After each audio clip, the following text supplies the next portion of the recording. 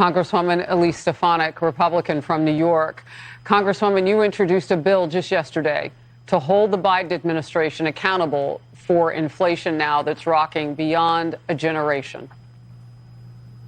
Yes, Harris, I introduced the Rein in Inflation Act, and this would ensure that any executive action taken by President Biden, that there's a study and an understanding of the inflationary impact. So we know that since Joe Biden has taken office, there has been, through his executive action, nearly $500 billion costing the American people. That has helped light the fire, unfortunately, for this runaway inflation train.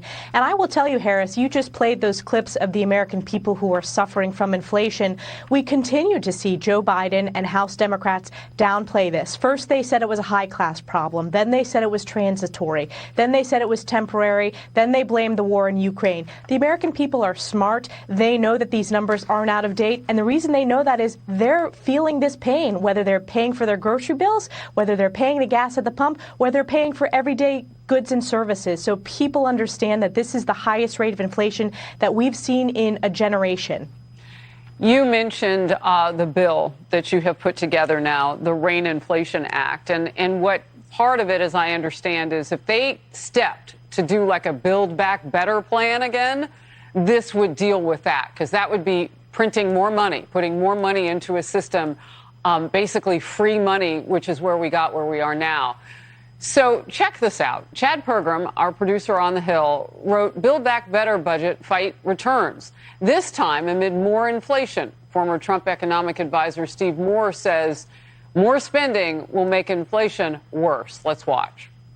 That's $600 billion of new taxes on small businesses, $300 billion of new green energy subsidies. All we're doing is spending money on green energy. It has new regulations on our drug industry, and it'll increase government spending and government taxes by another $1 trillion. You know what that is, Sean? That's pouring kerosene on a forest fire. Congresswoman Stefanik, you must see something that we all don't know yet. You must see something happening on the Hill where you think even more spending is coming. Well, certainly the Build Back Better agenda, that is the largest tax increase and the largest spending bill ever proposed in our nation's history. If that passes, Steve Moore is exactly right, the economist who stated this is pouring fuel on the already raging inflation fire. What we don't need right now is more reckless spending. That is what has led to this inflation. And it's economics 101. You shouldn't continue to double down on this failed tax and spend agenda when people are really hurting for this. We need to rein in our spending, which is why my bill is called the Rein in Inflation Act, to make sure that there's an understanding of any executive action taken by the president, whether it's canceling of student loans, whether when he canceled the Keystone XL pipeline. All of those decisions impact inflation in a way that it increases it and it fuels it. So that is dead on arrival for House Republicans. We will be opposing any more of this reckless spending, let alone, Harris, the fact that so many of the spending bills in terms of the one-party packages that really didn't relate to COVID, there are tens of billions of dollars of unspent funds there that can be repurposed. Well, where is that money? That money has not been spent, and yet Democrats are considering, trillion-dollar packages on top of that, those dollars have not even gone out the door. What we don't hear from House Democrats or this administration is what they're going to do to rein in inflation. They are not having primetime hearings on the number one issue really hurting the American people, whether it's small businesses, families, farms, you name it. Talk to me just a little bit, because I know it's unspent, but is there an enumeration someplace where we can get like a dollar figure? Is it a lot of money of COVID? It's a lot of money. It's tens of billions of dollars of COVID. There you go. We were asked this week, do we need another COVID package? And the answer is absolutely not. There's tens of billions of dollars. Those dollars have been unspent.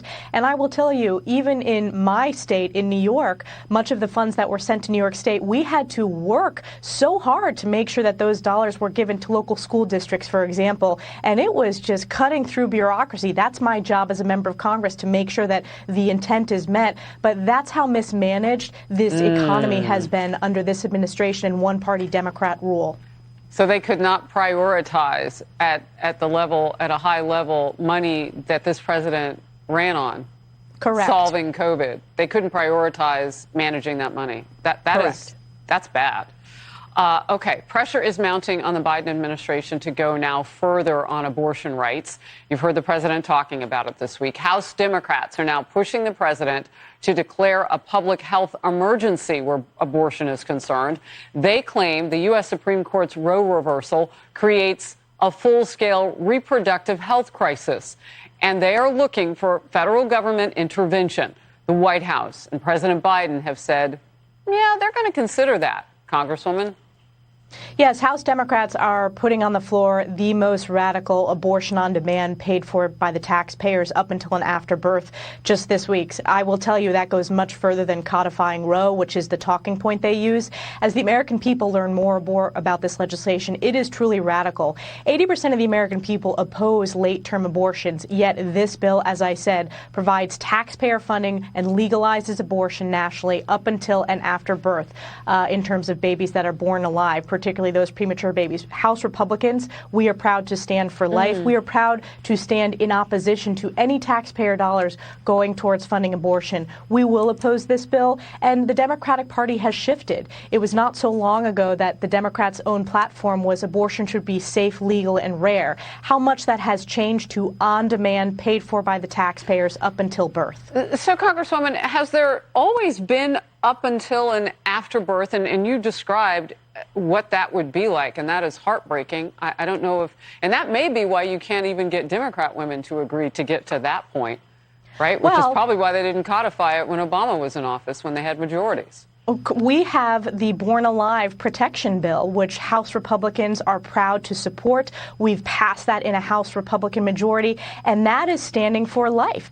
Born alive babies, they deserve the right to life. There is a reason life, liberty, and the pursuit of happiness, that life comes first. We saw the Democrat governor in Virginia shamefully talk about a baby, holding that baby comfortable before killing that child. That is not where the American people are. That's what I mean when I say up until and after birth. We stand for life. We are proud to stand for life, and we will oppose this very radical anti-life agenda that we're seeing from House Democrats pushing on the floor. And as we look around the globe, Harris, that puts us on the level with North Korea and China. European countries have limits in terms of late-term abortion. What Democrats are proposing puts us on the level with North Korea and China. I certainly don't want to be in that group of countries when it comes to our position on life. Yeah, there's very little that we want to be yoked with those countries about. Elise Stefanik, Congresswoman from New York, thank you very much for being in focus. Thank you, Harris.